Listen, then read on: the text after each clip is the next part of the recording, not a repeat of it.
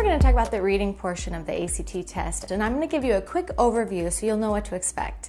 Number one, know that the most difficult part on the reading test is the time factor. You only have 35 minutes to complete 40 questions. With those 40 questions, you have to read 4 giant passages like this. It's important that you understand how quickly you read before you take the reading portion of the test so you can strategize to your strengths. There are common mistakes that students make when they're taking the reading portion of the test. One of those mistakes is a student will read the entire passage and then they'll look at the question and then they'll go back to the beginning and read the entire passage again. And then they'll go to the next question and go to the beginning and read the entire passage until they find the answer. Going back and forth like this, you end up reading the passage over and over and over again.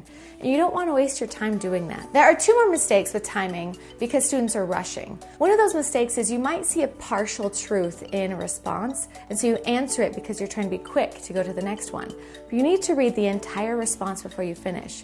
Oftentimes, there'll be partially true responses, but when you read to the end of the response, you'll realize, wait, that's not true at all. And another mistake is students try to rush the vocabulary. They'll see the word and they'll think, I know what that word means, and they'll pick it before actually looking back at the passage to see how that word was used in context. We're going to discuss this mistake first, this common mistake with vocabulary, because I want to show you what I mean. I saw an ACT test where the question said, as it states in line 78, the word alien most likely means, and then had 4 options. The options were extraterrestrial, repetitive, unusual, immigrant. What a student might do is see the word alien and think, oh, I know, that means extraterrestrial. But remember, it says in line 78. You have to go back and look at that sentence and read in context. And that sentence stated, hence the idea that we, as a culture, may need to re-examine our consumer habits is too alien to take seriously. Now here it's obviously not talking about extraterrestrials. We're talking about something that's unusual. So the answer would be C. Know that on the reading portion of the test, you're not supposed to go into the test with any prior knowledge, for example, vocabulary, that would cause you to think, oh, I know what that word means, or I know what this answer is, and then answer it. You have to look at the passage to get these right.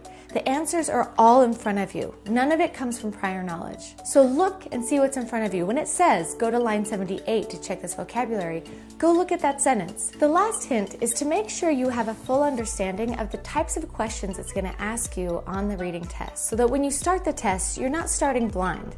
You already know what you should be looking for because you have a good idea of what the questions are going to be about. So like I said already, there are 4 passages in the reading test, and these passages are always on the same types of subjects, and they're always in the exact same order. The first passage is the narrative passage, which means it's the storytelling passage. Usually it'll be an excerpt from a book or short story or a play. This passage is different than everything else. With the narrative passage, you want to pay attention to character relationships and attitudes. I usually start that passage by reading it quickly, knowing to pay attention to characters and attitudes and what's happening in the situation.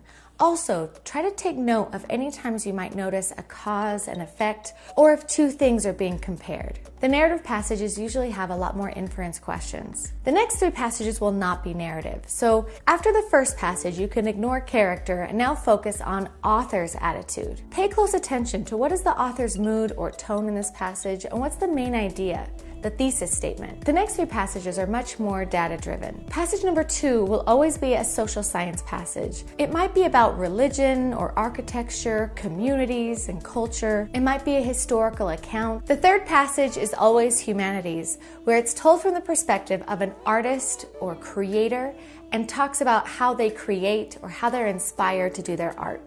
I've seen one on totem pole making or on literature. And remember, it's not the fiction story narrative, but it's a writer talking about how they write, or an artist discussing how they paint and how they get inspired. Humanities is always an art and told from the artist's perspective. The last passage is always a natural science passage. I've seen one about the strength of an ant's jaw. It can be anything from chemistry to geography to zoology to biology. You don't need to know any science to be able to read and understand these passages. But this passage usually has the most detail, numbers and comparisons, causes and effects. Pay attention to those things as you read. The last thing I'm going to discuss with you that we'll go into in more detail are the 6 different question types. It's so important before you take this test to know what the 6 different question types are going to be, so you have an idea of what you're supposed to look for before you start looking. For example, there's almost always a main idea question. It might ask what's the main idea of this paragraph, but oftentimes it's what's the main idea, what is the author's purpose, what is the thesis statement. And another question that is almost always asked is what is the author's tone or attitude about this topic. Never forget that every piece of writing has a writer, and that writer's attitude is something a reader should be aware of at all times. Just as your English teachers have been trying to tell you for years and years and years, when you look at an essay, the most important parts of the essay are the introduction and the conclusion. In the middle, you usually have examples and details. Oftentimes, in the intro paragraph and the conclusion paragraph, these are the places that you're going to find the main idea of the passage. Just like you're writing an essay, a thesis statement often comes in the beginning and then is repeated again in the end. The author's tone should be noticeable early on also. In the types of descriptions or verbs that they use, know that in the narrative passage, that very first passage, the author's attitude is usually actually the character's attitude. The next question type, there's usually one of these on each passage, but not always. Sometimes there's two on one passage or none on another passage. But there's usually 4 throughout the test, and that's vocabulary.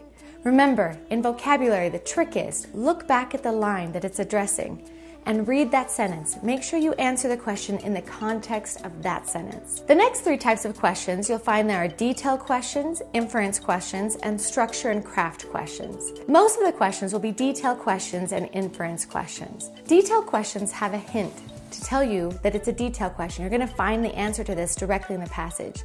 The question will start something like, according to the passage states, the passage makes clear, the author states. For the detail questions, you will find the answer directly in the text. You don't have to make any guesses. What you have to do is hunt for it. Now, the inference questions are where a lot of my students struggle because they're not going to find the answer directly in the text, and you'll be wasting your time if you're hunting through the text trying to find the answer. So for an inference question, you're not going to be looking for the exact answer in the text. What you're going to be looking for are some hints in the text to have you yourself make an inference, make a guess, make an assumption about what's actually happening. These questions might start with words like, the passage most strongly suggests, or it can be reasonably inferred, or it can be assumed from what the author states. This question stem lets you know that this is an inference question, and you're going to have to read and make your own logical conclusion based off of what the text is giving you. The last style of question is the craft and structure question. There'll be a few of these.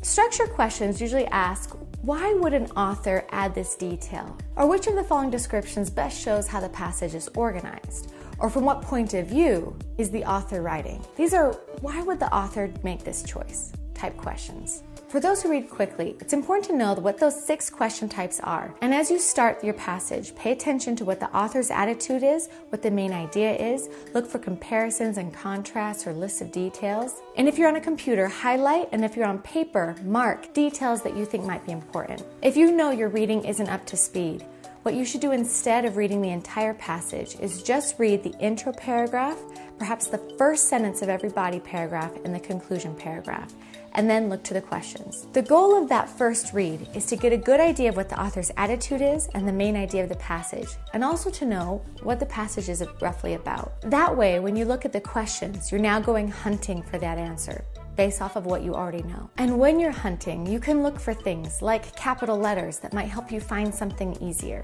Before you go, I want to quickly tell you about some traps that the reading portion of the test gives to try to trick you. One of those traps are misused details. Perhaps you'll find an exact phrase from the passage in one of the answers, and you remember it because you remember reading it, and so you guess it and move on, when it's actually misused. So part of the answer is correct, but not all of it. For example, in the passage, it might say something like, John loves to take Erica to scary movies. And in one of the questions, it might say, Erica loves when John takes her to scary movies. Now you remember those words, Erica, John, scary movies, loves, but the order of the words change the meaning. Because maybe in the passage, when John loves to take Erica to scary movies, she actually hates it. So pay attention to misused details and sentence order. Another major trap is to pay attention to any time it uses extreme words, like John always loves to take, or John never likes to take, or the best movie. Extreme words like best, always, most, never are almost always wrong. Instead, look for words like many, usually, often, some. The 2 traps to look for are misused details and extreme words. Those are usually wrong. All right, the next video we're going to talk about some of these examples that you'll see for different question types.